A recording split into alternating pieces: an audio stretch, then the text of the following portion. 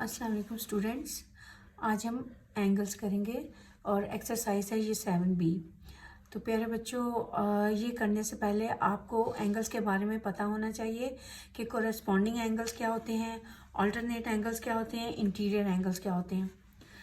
Corresponding angles always lie on a transverse at different intersecting points. अच्छा, transverse क्या होता है? ट्रांसवर्स वो लाइन होती है जो दो पैरेलल लाइंस को कट करती है, जो है एट डिफरेंट पॉइंट्स, उसको ट्रांसवर्स कहते हैं। तो angles, corresponding angles always lie on a transverse at different intersecting points, plus they always lie in the same direction। यानी कि एक एंगल अगर पैरेलल लाइन के नीचे है तो दूसरा भी पैरेलल लाइन के नीचे ही बनेगा और दोनों सेम साइड पे बनेंगे, ना कि ऑपोजिट साइड्स पे। ठीक है, तो ये हो गया आपके कॉरेस्पॉन्डिंग एंगल्स। आपको समझाने के लिए मैंने इसमें इनको कलर भी कर दिया है ताकि आपको इजीली यानी कि अंडरस्टैंड हो जाए कि ये इसमें एक्स और वाई कॉरेस्पॉन्डिंग एंगल्स हैं और ए और बी कॉरेस्पॉन्डिंग एंगल्स हैं। अब हम आते हैं कि what are alternate angles. Alternate angles always lie on a transverse at different intersecting points on opposite sides of a transverse। तो ये देखिए बेटा, ये मैंने रेड से किए हैं और ये मैंने ब्लू से किए हैं ताकि आपको इजीली समझ आ जाए कि ये डिफरेंट इंटरसेक्टिंग पॉइंट्स पे लाई करते हैं ट्रांसवर्स पर और ये ऑपोजिट साइड्स पे होते हैं। ठीक है, यानी कि ट्रांसवर्स के एक इस तरफ होता है तो दूसरा ट्रांसवर्स के दूसरी तरफ होता है, और ऊपर नीचे भी इनकी डायरेक्शंस यानी कि चेंज होती हैं, एक ऊपर होता है और एक नीचे होता है, इस तरह से। इसमें जो है ए और बी और एक्स और Y, these are alternate angles. Now what are interior angles? Interior angles lie between two parallel lines on the transverse। ठीक है, तो their sum is equal to 180 degree. तो यहाँ पे बच्चों ये देखें, ये जो इन पैरेलल लाइंस के अंदर जो एंगल्स बनेंगे ना, उनको हम इंटीरियर एंगल्स बोलेंगे। और ये इनका जो सम होगा ना हमेशा इंटीरियर एंगल्स का, वो इज इक्वल टू 180 होता है। X plus Y is equal to 180। फिर इधर और इधर जो एंगल बनेंगे वो भी इंटीरियर एंगल्स होंगे, उनका सम भी 180 होगा। अच्छा बच्चों, अब हम चलते हैं इसके क्वेश्चन नंबर 1 की तरफ। इसके लिए देखें, मैंने आपके लिए पिक्चर भी, हर पार्ट के लिए मैंने पिक्चर बना ली है ताकि आपको थोड़ा इजी टू अंडरस्टैंड आपके लिए हो जाए। इसमें वो कहता है कि क्वेश्चन इसका 1 है कि in the figure A B is parallel to C D, list down. Number 1 है two pairs of equal corresponding angles. Equal corresponding angles, अब इसमें इसने हमें दिया हुआ है कि ए बी और सी डी ये दो पैरेलल लाइंस हैं और इनको ट्रांसवर्स पी क्यू और आर एस जो है इन दोनों को कट कर रहे हैं at point W, Y, X and G पे। तो यहाँ पे हमने बताने हैं कि कोरेस्पॉन्डिंग एंगल्स कौन से हैं। कोरेस्पॉन्डिंग एंगल्स आपको पता है जो है पॉइंट पे बनते हैं, और पॉइंट पे कैसे बनते हैं, यानी कि दो लाइंस मिल के जो है ना वो एंगल्स बनाती हैं। तो इसमें जो है कोरेस्पॉन्डिंग एंगल्स हैं ए डब्ल्यू पी और ये कोरेस्पॉन्डिंग है सी वाई पी। ये वाला एंगल और ये वाला एंगल दोनों सेम डायरेक्शन में है और ये जो है दोनों कोरेस्पॉन्डिंग है। फिर दूसरा है A W Q and C Y Q. A W Q और सी वाई क्यू दोनों रेड रेड है, यानी कि नीचे की तरफ दोनों की डायरेक्शन होगी। तीसरा है B X R and D Z R. B X R and D Z R, ठीक है, सेम डायरेक्शन में। ये ब्लू एंगल मैंने इधर बनाया हुआ है, आपको समझने में इजी हो जाएगा। फिर है बी एक्स एस और डी जेड एस।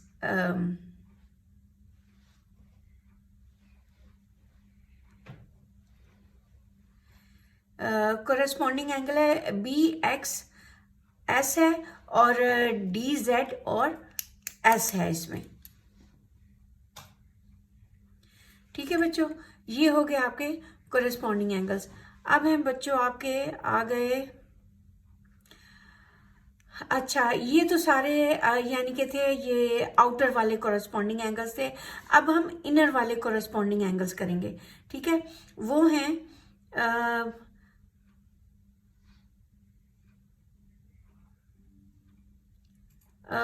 इनर वाले करेंगे बी, ये लाइन है ना, ये लाइन और ये लाइन एंगल बना रही है BWP, ठीक है। ये कोरेस्पॉन्डिंग है किसके, DYP के। फिर है BWQ कोरेस्पॉन्डिंग है किसके, DYQ के, ये देखें। और उसके बाद है जी AXR यानी कि ये वाला एंगल कोरेस्पॉन्डिंग है किसके, इस एंगल के, और ये एंगल बनता है CZR, ठीक है। अब है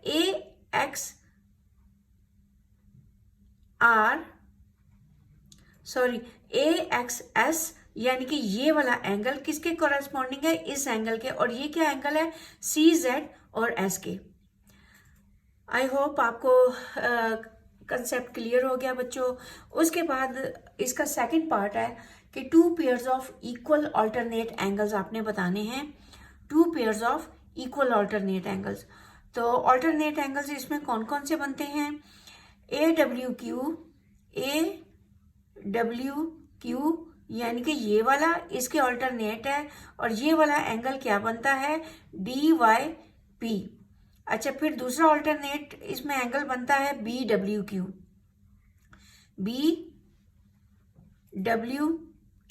यानी कि ये वाला, ये किसके अल्टरनेट बन रहा है, इसके, और ये वाला एंगल क्या है, CYP, ठीक है। अब हम इस ट्रांसवर्स के एंगल्स हो गए, अब हम इस ट्रांसवर्स पे आते हैं, BX और S यानी कि ये वाला एंगल किसके अल्टरनेट है, इसके, और ये वाला एंगल क्या है, CZ और R, ठीक है। फिर दूसरा है AXS यानी कि AX और S यानी कि ये वाला एंगल किसके अल्टरनेट है, इस एंगल के, और ये वाला एंगल क्या बन रहा है, DZ और R, ठीक है बच्चों। इस ट्रांसवर्स के पहले हमने सारे अल्टरनेट एंगल्स बता दिए, फिर इस ट्रांसवर्स की भी हमने बता दिए। अब थर्ड पार्ट में वो कह रहा है 2 pairs of interior angles which are supplementary, हमने बताना है कि 2 पेयर्स ऑफ इंटीरियर एंगल्स बताने हैं जो कि सप्लीमेंट्री हैं, यानी कि जिनका सम 180 है। तो वो कौन कौन से एंगल्स हैं, इनका सम 180 आता है जो मैंने ब्लू से मार्क किए हैं, ठीक है। फिर इनका सम 180 आता है, फिर इनका सम 180 आता है, इनका सम 180 आता है। तो ये वाला एंगल कौन सा बनता है, ये वाला एंगल यूं करके बन रहा है, ठीक है। तो वो है AWQ और CYP, AWQ और CY और P, ठीक है। ये 2 एंगल्स बन रहे हैं ये यू। और फिर अगला है BWQ आपके पास बनता है, ये है BW और Q, ये लाइन है, यानी कि ये वाला एंगल, और DY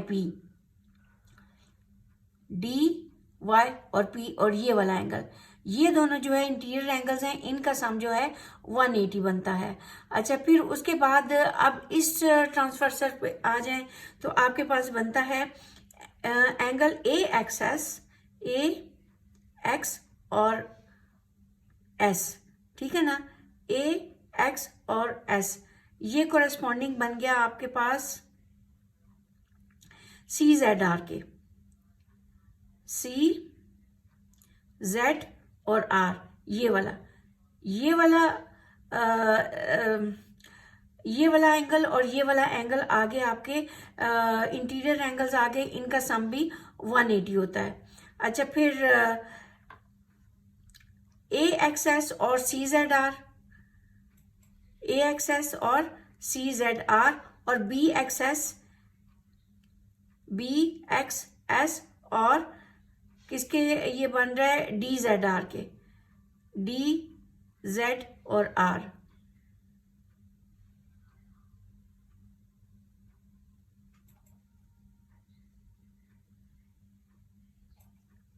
तो ये बच्चों आपके, क्योंकि इनका सम जो है वो 180 बनता है, तो ये सप्लीमेंट्री एंगल्स हैं।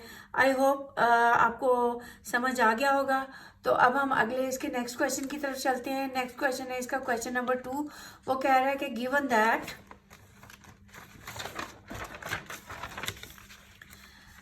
ए B and C D parallel to each other, find the values of unknowns. Unknowns बेटे इसमें जो है ना, ये जो small A B C D में लिखे होते हैं ना, ये आपके आ जाते हैं, अननोन्स आ जाते हैं। नहीं नहीं, ये क्वेश्चन 1 का ही बी पार्ट है ये। अभी हम 2 क्वेश्चन पे नहीं आए।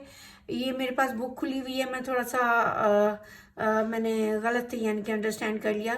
अच्छा, इसमें जो है अभी क्वेश्चन नंबर 1 का बी पार्ट है, वो कह रहा है कि is B W Q and A X R, B W Q और ए एक्स आर वो पूछ रहा है कि ये इक्वल हैं कि नहीं है। अच्छा बच्चों, ये जो मिडल में ये जो वैल्यू वेरिएबल लिखा होता है ना, इसके ऊपर हम छोटा सा ये एंगल का निशान डालते हैं। ये इसलिए डालते हैं क्योंकि इस पॉइंट में ना एंगल बन रहा होता है। तो वो हमसे पूछ रहा है कि बी डब्ल्यू आर यानी कि बी डब्ल्यू और क्यू यानी कि ये वाला एंगल, और ए एक्स आर और ये वाला एंगल, क्या ये इक्वल हैं? ये हमसे पूछ रहा है कि क्या ये एंगल्स इक्वल हैं। सीधी सी हमें नजर आ रहा है कि इसका आंसर है no. Why? Because P Q and R S are not parallel. अगर ये पैरेलल लाइंस के ऊपर होते फिर हम कहते कि ये इक्वल हैं, but these are on transverse जो कि पैरेलल नहीं हैं। साफ नज़र भी आ रहा है। और दूसरी बात जो है, एक ये वैसे इसका रीज़न तो नहीं बनता, ये मैंने आपको समझाने के लिए लिखा है। वैसे भी जो है ना, बी डब्ल्यू क्यू जो है ना, बी डब्ल्यू क्यू ये एक ऑब्ट्यूस एंगल हमें नज़र आ रहा है, और ए एक्स आर जो है ना, ये हमें एक्यूट एंगल नज़र आ रहा है। तो ये इक्वल फिर कैसे हो सकते हैं? तो ये इक्वल बिल्कुल भी नहीं है। ठीक है, आई होप आपको समझ आ गया होगा। अब बच्चों इसका सी पार्ट है। सी पार्ट में कहता है is the sum of D Y P and C Z R equal to 180। Sum of D Y P and C Z R यानी कि इनका जो सम है वो 180 है। हमने अगर देखा जाए तो दोनों इंटीरियर एंगल्स हैं, बट इनका सम 180 नहीं है। वाई? क्योंकि ये ट्रांसवर्स पे लाई नहीं करते। अगर ये दोनों एंगल्स ट्रांसवर्स के ऊपर होते ना, या इधर होते या इधर इंटीरियर एंगल्स होते, फिर हम कहते हैं हाँ जी ये क्या हैं आपके इंटीरियर 180 डिग्री के इक्वल हैं।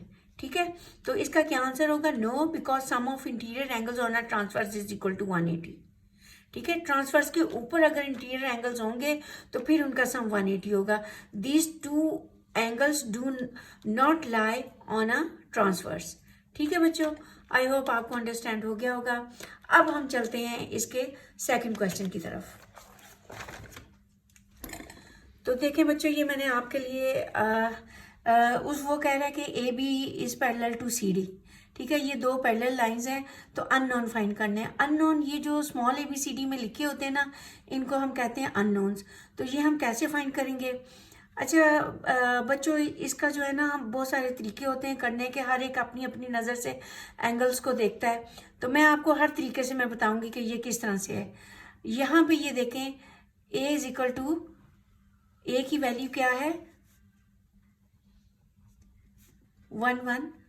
117 डिग्री। वाई कैसे है? क्योंकि देखें ये दो लाइंस कट कर रही हैं, और ये रीजन यहाँ पे लिखेंगे वर्टिकल ऑपोजिट एंगल्स। ठीक है बच्चों, ये मैंने शॉर्ट फॉर्म में लिखा है। ठीक है, इसका रीजन आपको लिखना ज़रूरी होता है, क्योंकि जो चेक करने वाला होता है उसके लिए बहुत आसानी हो जाती है, वरना जो है उसको समझ ही नहीं आएगा कि इसने किस तरीके से यानी कि एंगल फाइंड किया है। तो ए इज इक्वल टू 117। अच्छा, उसके बाद डी की वैल्यू सीधा सीधा हमें नज़र आ रहा है कि ये D is equal to 78। How? D कैसे 78 है? क्योंकि ये कोरस्पॉन्डिंग एंगल्स है।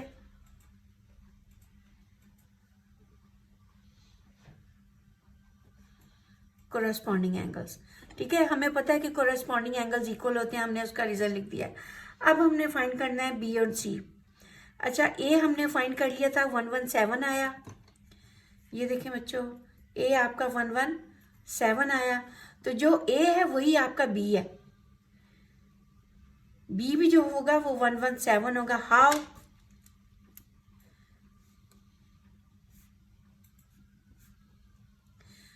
इसका रीजन लिखेंगे ऑल्टरनेट एंगल्स।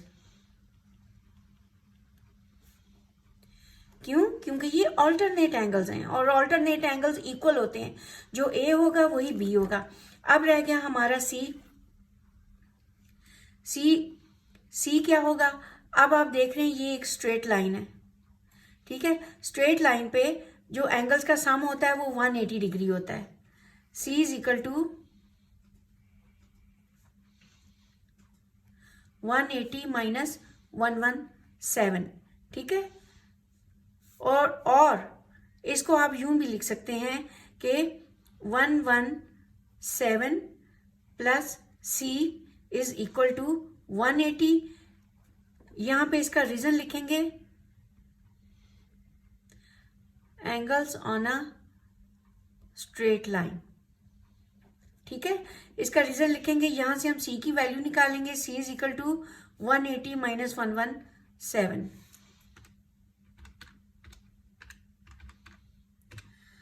तो स्टूडेंट्स इसका आंसर आ जाता है सी इज इक्वल टू 63। सारे के सारे हमने अननोन फाइंड्स कर लिए। आई होप आपको अंडरस्टैंड हो गया होगा, समझ आ गया होगा। बहुत इजी तरीके से मैंने आपको बताया है और जो है कि किस तरह से मैंने एंगल्स फाइंड किए हैं। ये कोरेस्पॉन्डिंग एंगल्स थे, ये वर्टिकल ऑपोजिट एंगल्स थे, ये ऑल्टरनेट एंगल्स थे, ठीक है ना। तो इस तरीके से मैंने फाइंड किए और ये angles on a straight line जहाँ से सी आपके पास आ गया 63 डिग्री। अब हम चलते हैं इसके नेक्स्ट पार्ट की तरफ। तो ये देखें बच्चों, मैंने आपके लिए ना तस्वीर बना के रख दी है। आप बेशक इसकी बुक में भी आप देख लें। इसका बी पार्ट है। ये हमने अननोन एंगल्स फाइंड करने हैं, ये फाइंड करना है, ये फाइंड करना है। और ये कैसे फाइंड करेंगे? तो ये देखें, अगर आप देखें, ये देखें मैं आपको ना ये देखें, ये है ट्रांसवर्स आपका, ये दो पैरेलल लाइंस हैं। ये देखें एरो दिए हुए, ये सेम डिस्टेंस पे रन कर रही हैं। इसका मतलब है ये आपके पैरेलल लाइंस हैं। पैरेलल लाइंस के ऊपर ये जो लाइंस है ना, ये ट्रांसवर्स है, इनको कट कर रहा है। अगर आप इसको आगे एक्सटेंड कर दें तो और इसको भी एक्सटेंड कर दें तो ये दोनों पैरेलल लाइंस को ये कट कर रही है। ये लाइन ये ट्रांसवर्स है, ये भी ट्रांसवर्स है, ठीक है। तो अब देखें, पैरेलल लाइन से ट्रांसवर्स तक, पैरेलल लाइन से ट्रांसवर्स तक, ये दोनों जो है ऑल्टरनेट एंगल्स हैं और ये इक्वल होंगे। इसमें आपका आ जाता है F is equal to 35 plus 31। क्यों इक्वल क्यों है? क्योंकि ये ऑल्टरनेट एंगल्स हैं।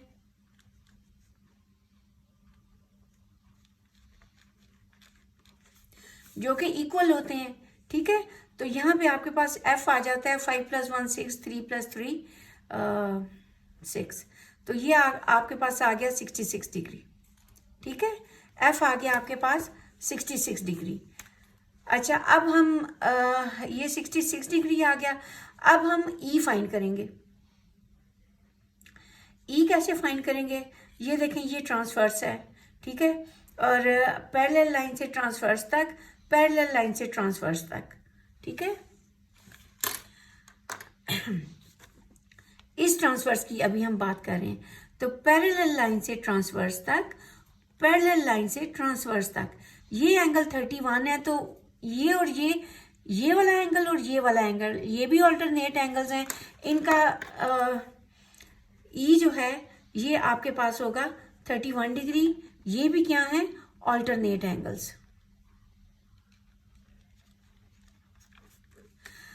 अच्छा बच्चों, इसका ना मैं आपको एक दूसरे तरीके से भी करके बताती हूँ कि अब हम इसको दूसरे तरीके से भी मैं आपको करके बताती हूँ कि हम कैसे करेंगे।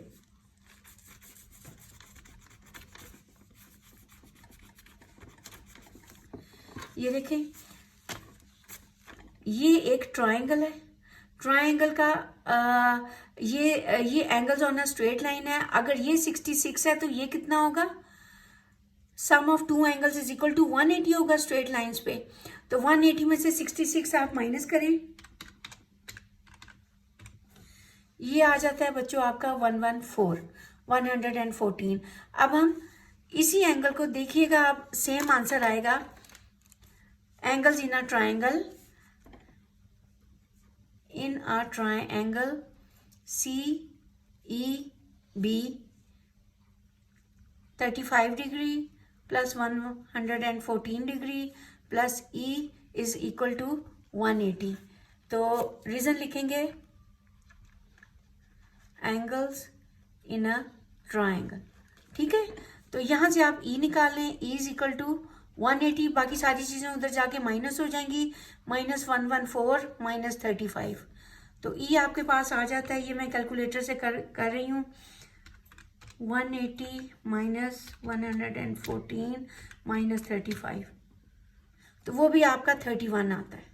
ये देखिए बेटा, मैंने E की वैल्यू 31 निकाली, ऑल्टरनेट एंगल्स करके निकाली तो भी 31 आई, और एंगल्स इन अ ट्राइंगल करके निकाली तो भी 31 आई। आपको जो भी तरीका इजी लगता है आप उस तरीके से कर सकते हैं। आई होप आपको बहुत अच्छे तरीके से समझ आ गया होगा। मैंने काफ़ी कोशिश की है कि इजी से इजी तरीका बना के दिखाऊं ताकि आपको समझ आ जाए। तो इसमें जो है बेटे सारे के सारे आपके हो गए हैं। अगर आपको कुछ समझना है आप वीडियो रिवाइंड करके आप देख सकते हैं कि मैंने किस तरह से यानी कि जो है ये की है। अच्छा, अब इसके हम सी पार्ट की तरफ चलते हैं। तो बच्चों सी पार्ट है इसका, आप ये देखें, इन्होंने ना ये दो पैरेलल लाइंस दी हुई हैं, ये दो पैरेलल लाइंस दी हुई हैं। ठीक है, और ये वाले जो है ना ये ट्रांसवर्स हैं जो इनको कट कर रहे हैं। ठीक है, इन पैरेलल लाइंस को कट कर रहे हैं। तो कहाँ पे कट कर रहे हैं? हमने अननोन फाइंड करना है, G फाइंड करना है, H फाइंड करना है। तो हम कैसे करेंगे? सिंपल इज दैट कि यहाँ से हमें नजर आ रहा है ये ट्रांसवर्स है। अगर आप थोड़ा सा इसको घुमा के देखेंगे तो ये देखें G इज इक्वल टू 83 होगा। वाई क्यों 83 होगा? आपने इसका रीजन लिखना है। ये आ जाते हैं जी आपके ऑल्टरनेट एंगल्स।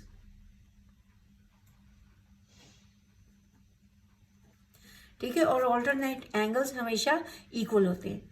यहाँ से हमने G फाइंड कर लिया। अच्छा जी, अब ये ट्रांसवर्स है, और ऑल्टरनेट एंगल्स हमेशा ट्रांसवर्स के ऊपर ही होते हैं। ठीक है, अच्छा अब ये भी एक ट्रांसवर्स है। ठीक है, ये भी एक ट्रांसवर्स है, और ये एंगल्स बन रहे हैं जी कोरेस्पॉन्डिंग एंगल्स आपके बन रहे हैं कि ये पैरेलल लाइन के नीचे है, ये भी दूसरी पैरेलल लाइन के नीचे बन रहा है। ठीक है, तो ये H is equal to 69 degree. क्या रीजन लिखेंगे?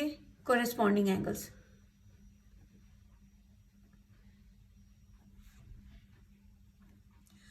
Simple is that. इतना छोटा सा क्वेश्चन था बच्चों, ये भी हो गया। अब हम इसके डी पार्ट की तरफ चलते हैं।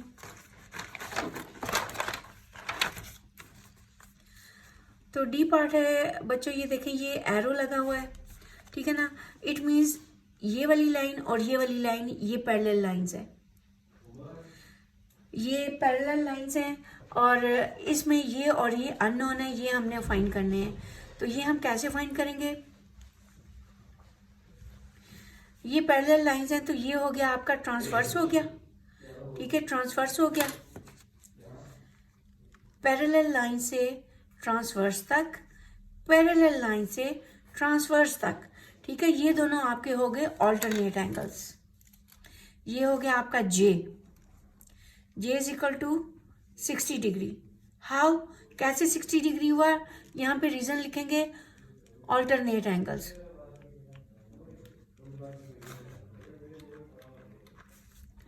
अच्छा, उसके बाद J हमारा आ गया जी 60 डिग्री। ठीक है, यहाँ पे लिख लें 60 डिग्री। अच्छा, उसके बाद अब हम I कैसे फाइंड करेंगे? अगर आप देखें तो I जो है ये ट्रायंगल के बीच में लाई कर रहा है, और ट्रायंगल्स के दो एंगल हमें मालूम हो गए हैं इस ट्रायंगल के। तो I मालूम करना is not a difficult task. Okay, तो इसमें हम यूं लिखेंगे I plus J plus 75 degree is equal to 180 degree. क्या रीजन लिखेंगे? एंगल्स इन अ ट्रायंगल, ठीक है। तो sum of angles in a triangle, sum of angles in a triangle is equal to 180, ठीक है। ये हमने रीजन भी लिख दिया। अब हम आई फाइंड करेंगे। आई प्लस जे हमारे पास 60 डिग्री आया था, plus 75 degree is equal to 180। आई हमारा इधर ही रहेगा, 180, ये चीज़ें उधर जाके माइनस हो जाएंगी। इज इक्वल टू के उस तरफ जाके बच्चों हर चीज़ जो है उलट जाती है। जो प्लस हो रहे होते हैं माइनस हो जाते हैं, माइनस हो रहे होते हैं प्लस हो जाते हैं, मल्टीप्लाई हो रहे होते हैं तो उधर जाके डिवाइड हो जाते हैं, अगर इधर डिवाइड हो रहे हो तो उधर जाके मल्टीप्लाई हो जाते हैं। तो ये दोनों इसमें प्लस हो रहे हैं तो उधर जाके ये माइनस हो जाएंगे। तो ये आपके पास आ जाता है। मैं कैलकुलेटर यूज करूंगी। 180 माइनस 75 माइनस 60, तो ये बच्चों आपका एंगल आ जाता है 45 डिग्री। अब हम चेक भी कर लेते हैं कि क्या हमारा सही आया है, क्योंकि ये तीनों एंगल्स का सम जो है 180 डिग्री होना चाहिए। 75 प्लस 60 प्लस 45, पूरा 180 आ गया। हमें पीछे आंसर देखने की ज़रूरत ही नहीं है, यहीं से चेक हो गया कि आपका आंसर बिल्कुल ठीक है। ठीक हो गया बच्चों, आपके क्वेश्चन नंबर 2 तक ये हो गया है। अब हम करते हैं क्वेश्चन नंबर 3। तो स्टूडेंट्स अब हम करेंगे क्वेश्चन नंबर 3। तो क्वेश्चन नंबर 3 में वो कह रहा है कि A B and C D, ये दीज आर 2 पैरेलल लाइंस। तो इसमें आपने अननोन वैल्यूज़ फाइंड करनी है, यानी कि ए और बी की वैल्यू आपने फाइंड करनी है। तो स्टूडेंट्स जैसे कि आपको बुक में नज़र आ रहा है, मैंने बिल्कुल उसी तरह आपके लिए ये पिक्चर बना ली है। तो ये देखें, ए को हम कैसे फाइंड करेंगे। अगर हम 38 को देखें तो ये वाला एंगल और ये वाला एंगल जो है ये क्या है, वर्टिकल ऑपोजिट एंगल्स। अगर ये 38 है तो ये भी आपका 38 आएगा।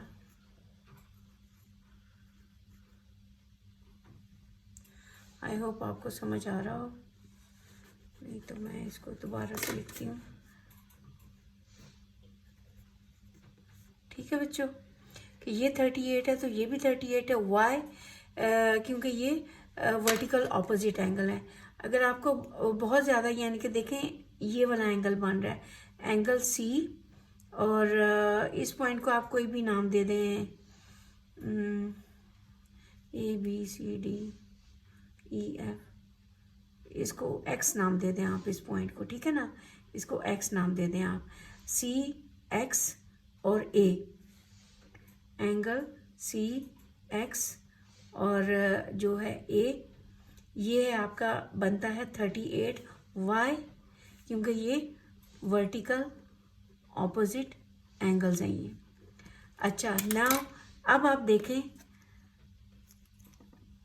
पैरेलल लाइन से ट्रांसवर्स तक, पैरेलल लाइन से उसी ट्रांसवर्स तक, तो ये दोनों भी ऑल्टरनेट एंगल्स हैं।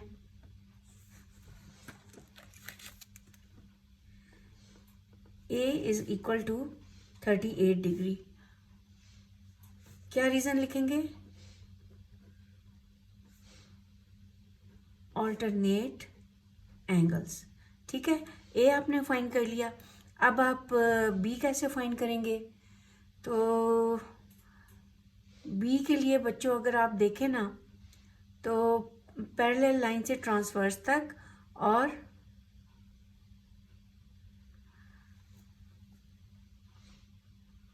ये आपने ए फाइंड कर दिया। अब ये देखें, मैं आपका ना ये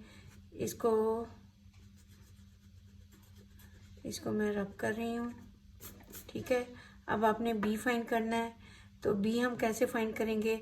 ये आपका ट्रांसवर्स है, ये आपका ट्रांसवर्स है। ट्रांसवर्स पे ये वाले 2 एंगल्स और ये वाला एंगल, ये जो है ये कोरेस्पॉन्डिंग एंगल्स आपके बन रहे हैं कि ए प्लस 30 और इज इक्वल टू 2b।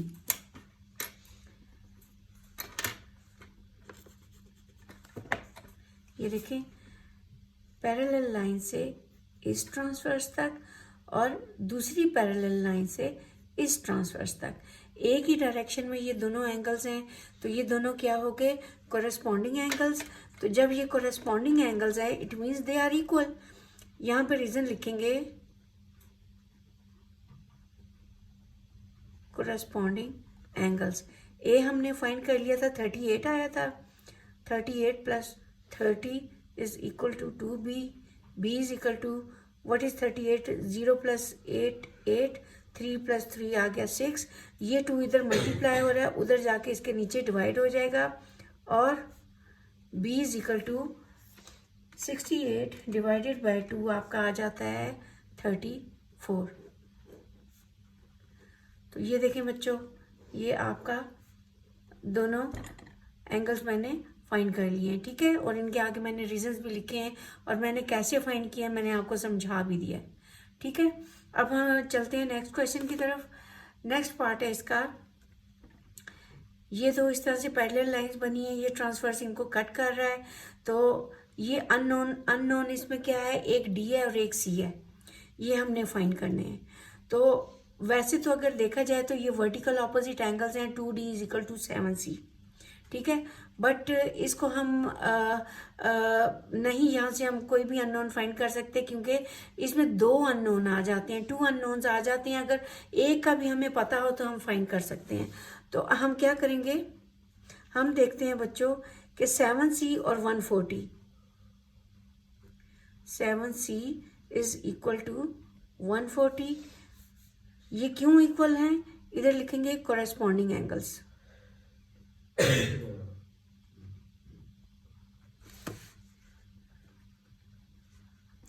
ठीक हो गया बच्चों, ये कोरेस्पॉन्डिंग एंगल्स हो गया। आपने रीजन लिख दिया, यहां से आ गया सी आपके पास आ गया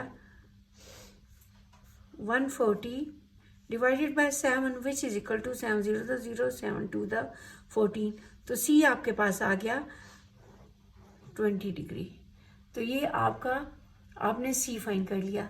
अब हम ये कैसे डी की वैल्यू कैसे फाइंड करेंगे, हम क्या लिखेंगे, now 2d is equal to 7c, ठीक है। क्यों, वर्टिकल ऑपोजिट एंगल्स, ठीक है। अब यहां से 2d is equal to 7 into C हमने फाइंड कर लिया था 20, d इज इक्वल टू 7 0 द 0 7 2 द 14। ये 2 इधर मल्टीप्लाई हो रहा है, यहाँ आके नीचे डिवाइड हो जाएगा which is equal to d आपका आ गया बच्चों 70। तो यही आपका रिक्वायर्ड आंसर था। आई होप आपको समझ आ गया हो। तो बच्चों अभी हम चलते हैं नेक्स्ट क्वेश्चन की तरफ।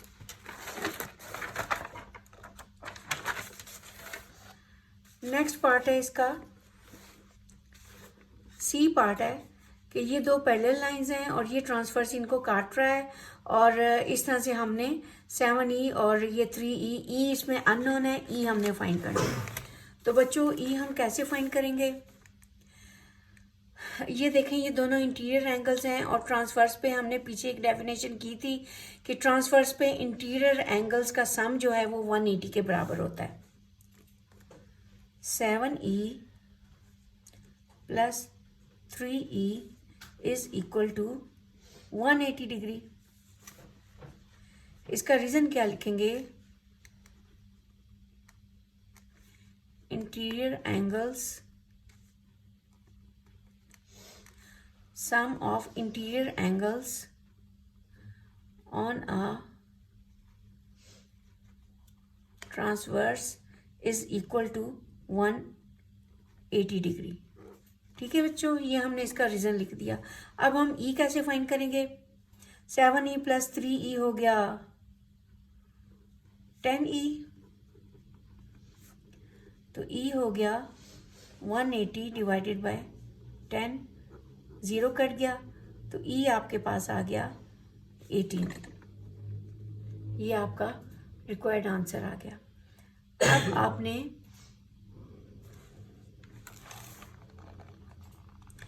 अब हम चलते हैं नेक्स्ट क्वेश्चन की तरफ। इसका डी पार्ट है।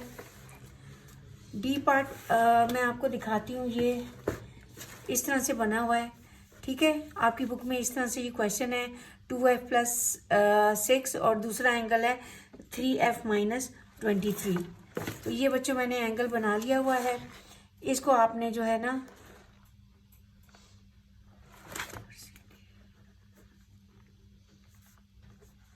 ये दो पैरेलल लाइंस हैं, इनको ये ट्रांसवर्स कट कर रहा है। इसका नाम है जी पी क्यू। यहाँ पे हमने अननोन फाइंड करने हैं। अननोन इसमें एक ही है एफ। तो हम कैसे फाइंड करेंगे? हम बच्चों ये इस तरह से फाइंड करेंगे कि अगर हम देखें तो ये दोनों जो है एंगल्स इक्वल हैं। कैसे इक्वल हैं? 2f+6 is equal to 3f-23। इसका रीजन लिखेंगे ऑल्टरनेट एंगल्स।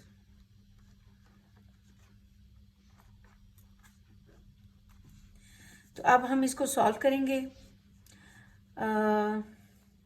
3f, ये 2f उधर जाके -2f हो जाएगा, इज इक्वल टू 6, और ये -23 है, इधर आके +23 हो जाएगा, ठीक है। इधर बच गया खाली f और ये बन गया 29। तो f आपका आ जाता है 29 और f is equal to 29 degree. ये आपका आ गया रिक्वायर्ड आंसर, ठीक है बच्चों। आपको समझ आ गया होगा। अब हम चलते हैं इसके क्वेश्चन नंबर 4 की तरफ। तो क्वेश्चन नंबर 4 हम कैसे करेंगे? इस तरह से एक पिक्चर बनी हुई है, ठीक है। उसमें हमने ये ए फाइंड करना है, ए अननोन है, ये फाइंड करना है कि ये हम कैसे करेंगे। ए फाइंड करने के लिए हम स्टूडेंट्स क्या करेंगे, यहाँ पे एक और पैरेलल लाइन ड्रॉ कर लेते हैं।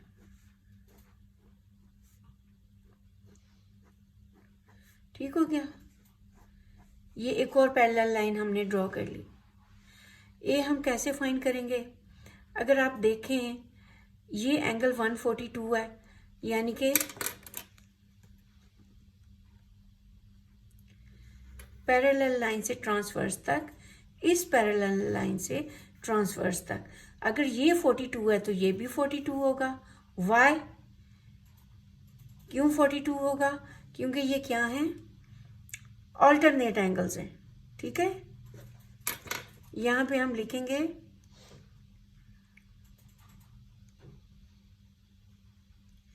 इस पॉइंट को आप नाम दे दें, एक्स का नाम दे दें, E X A. Angle E X A is equal to 142। Why? Alternate angles, ठीक है बच्चों। अच्छा, अब यहाँ से अगर आप नीचे से देखें ये 114 है, ठीक है, ये 114 है पैरेलल लाइन से ट्रांसवर्स तक, ठीक है, इस पैरेलल लाइन से ट्रांसवर्स तक। तो ये 114 है तो ये भी 114 होगा।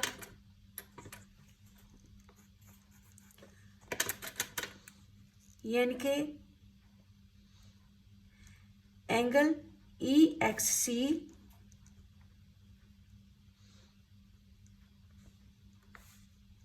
Is equal to 114।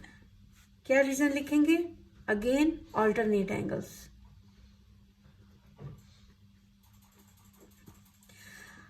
अब अगर आप गौर से देखें तो बच्चों ये सारा सर्कल जो है ना 360 का होता है, ठीक है। यानी कि a + 142 + 114 is equal to 360। a + 114 + 142 is equal to 360 degree. A इधर ही रहेगा, बाकी चीज़ें उधर जाके माइनस हो जाएंगी। 360 - 142 - 114, तो ए आपके पास आ जाता है। मैं अभी कैलकुलेटर से करूँगी। 360 - 142 - 114, तो ए आपका आ जाता है बच्चों 104 डिग्री। तो यही हमारा रिक्वायर्ड वो था, आंसर था। आई होप आपको समझ आ गया हो। अब हम चलेंगे इसके बी पार्ट की तरफ। तो बी पार्ट इसका कैसे है बच्चों, ये देखें बुक में ऐसे पिक्चर बनी हुई है। इसी पिक्चर को मैंने बड़ा करके यहाँ पे बना लिया है। बिल्कुल उसी तरीके से सेम लाइंस पे इसको भी करेंगे। यहाँ पे आपने एक इमेजिनरी पैरेलल लाइन आपने ड्रॉ कर लेनी है, ठीक है ना। ये आपकी इमेजिनरी पैरेलल लाइन बन गई है। अच्छा, अगर ये 69 है तो ये भी 69 है, ठीक है ना। ये भी 69 है, क्यों? क्योंकि ये जो है ऑल्टरनेट एंगल है। फिर अगर ये 37 है,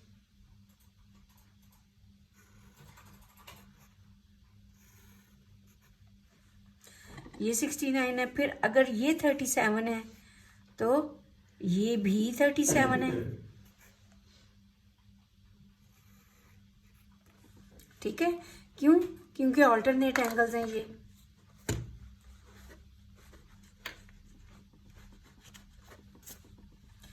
ठीक है बच्चों, ये मैंने आपको समझाने के लिए मैंने ये ड्रॉ किया था। ये देखें, पैरेलल लाइन से ट्रांसवर्स तक, पैरेलल लाइन से ट्रांसवर्स तक।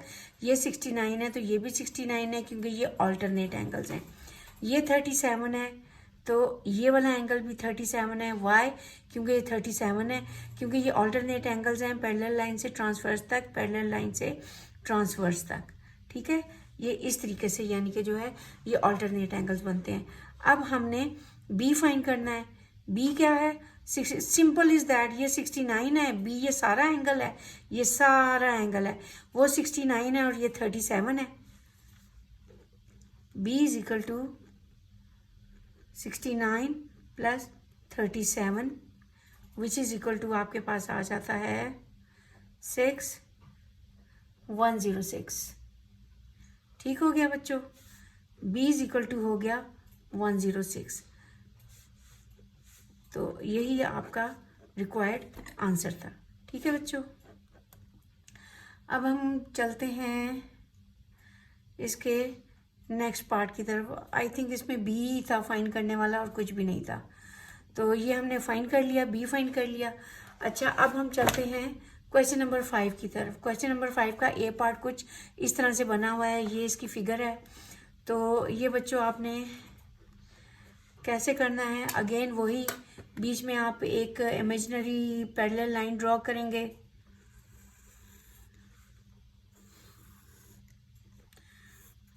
शायद इतनी नीट नहीं बन रही, लेकिन मेरा ख्याल है आप लोग समझ जाएंगे, ठीक है बच्चों। तो ये देखें, अगर ये 128 है तो ये एंगल भी 128 है, पैरेलल लाइन से ट्रांसवर्स तक, पैरेलल लाइन से ट्रांसवर्स तक, ठीक है। ये 128 है तो ये भी 128 है, ठीक है। अब हम अगर देखा जाए तो ये पूरा सर्कल जो है ना, ये 360 का होता है, ये पूरा सर्कल।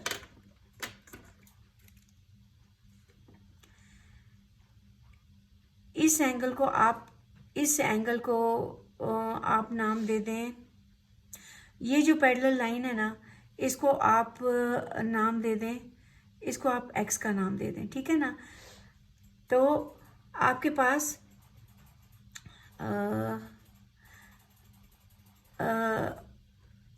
ये पूरा सर्कल, चूंकि मैंने आपको बताया था 360 का होता है, तो ये एंगल एक्स ई ए, एंगल एक्स ई और ए, ई के ऊपर चूंकि एंगल बन रहा है, ये वाला angle plus 92 degree plus 128 degree, ये वाला, ये पूरा एक सर्कल बन गया। तो ये क्या है? 360 डिग्री, ठीक है। अब हमारे पास ये वाला एंगल एक्स ई ए क्या आ जाएगा?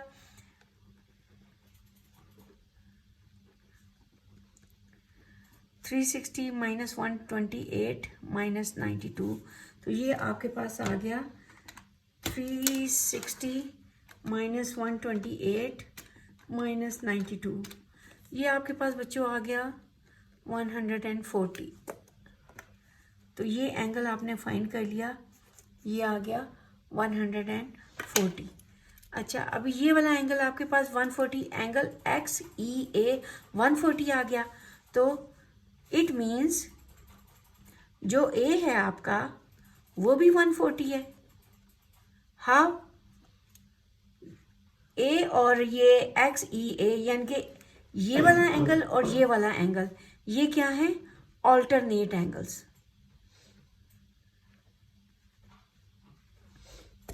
ठीक हो गया बच्चों, और यही आपका रिक्वायर्ड आंसर था। आई होप आपको समझ आ गया हो। अब हम चलते हैं इसके नेक्स्ट पार्ट की तरफ। तो नेक्स्ट पार्ट में बच्चों इस तरह की एक पिक्चर बनी हुई है, ठीक है, और ये वाला एक एंगल है, एक ये वाला एंगल है और एक ये वाला एंगल है, ठीक है। ये 4b - 10 है, ये 2b - 2 है। इसमें आपने b की वैल्यू फाइंड करनी है। अगर आप देखें इस पिक्चर को गौर से देखें तो ये वाला जो ये वाला एंगल है वही ये वाला एंगल होगा, यानी कि 4b - 10, ठीक है। वाई? इस पॉइंट को आप x का नाम दे दें, d x और p, एंगल d x और p, x के ऊपर चूंकि एंगल बन रहा है, ठीक है। ये क्या है? dxp आपके पास क्या आ जाता है? 4b - 10। वाई? रीजन इसका ये है कि ऑल्टरनेट एंगल्स,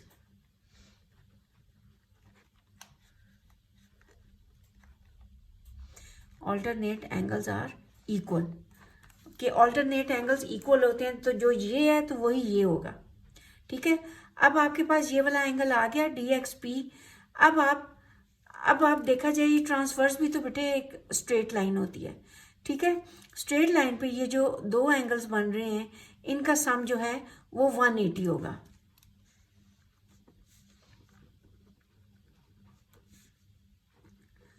फोर बी - 10 प्लस 2b - 2 इज इक्वल टू 180। इसका रीजन क्या लिखोगे? Angles on a straight line, ठीक है। ये इसका कि इन दोनों एंगल्स का सम 180 होगा, तो आपके पास आ गया। अब आपने इसको सॉल्व कर लेना है बिल्कुल उसी तरह से जैसे अलजेब्रा में आप सॉल्व करते हैं। ब्रैकेट्स ओपन कर लें, 4b - 10 प्लस 2b - 2 is equal to 180। B को प्लस कर लें आप, 6b और -10 और -2 हो गया, -12 is equal to 180। 6b is equal to 180 plus 12 and b is equal to 291। 180 plus 12 हो गया 192 डिवाइडेड बाय 6, तो b आपके पास आ गया 192 डिवाइडेड बाय 6। b आपके पास आ जाता है स्टूडेंट्स 32 डिग्री। ये आपका रिक्वायर्ड आंसर आ गया। आई होप आपको समझ आ गया हो।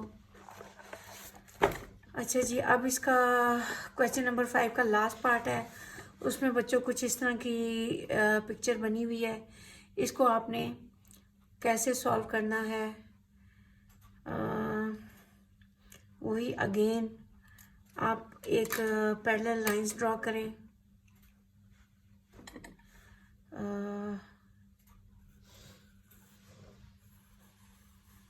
यहाँ पर भी और यहाँ पर भी।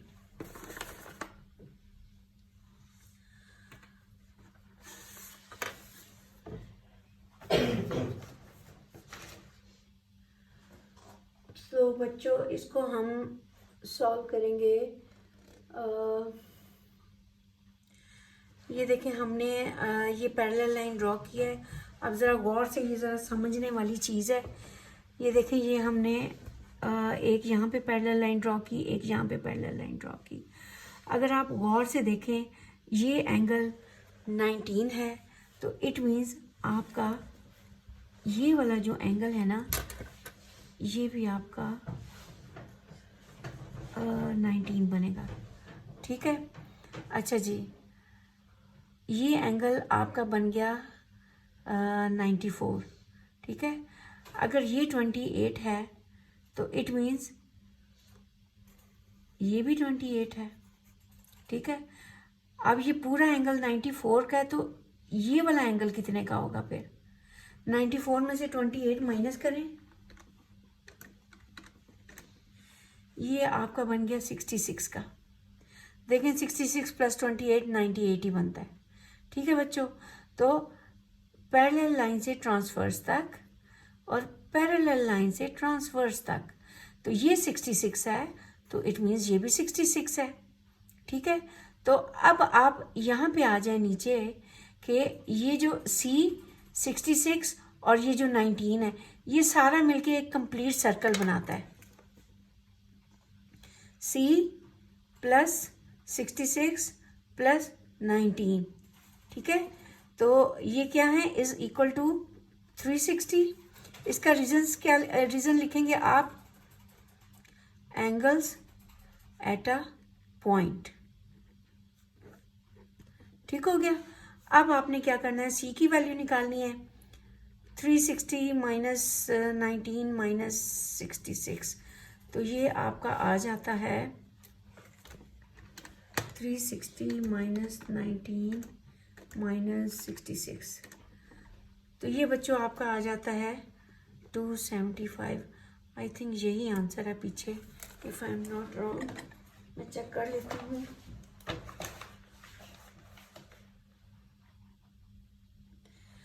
जी स्टूडेंट्स, यही आंसर है आपका, पीछे बुक के पीछे 275, यही आपका रिक्वायर्ड आंसर आ गया है। तो बेस्ट ऑफ लक प्यारे बच्चों, यहीं तक आपकी एक्सरसाइज थी। मैंने आपको इंटरमीडिएट लेवल भी करवा दिया है। अगर आप मज़ीद इसमें एडवांस लेवल भी करना चाहते हैं तो प्लीज़ मुझे बताएं, मैं आपको पर्सनली भी मैं आपको ये करवा सकती हूँ और मैं समझा सकती हूँ। Thank you so much, best of luck.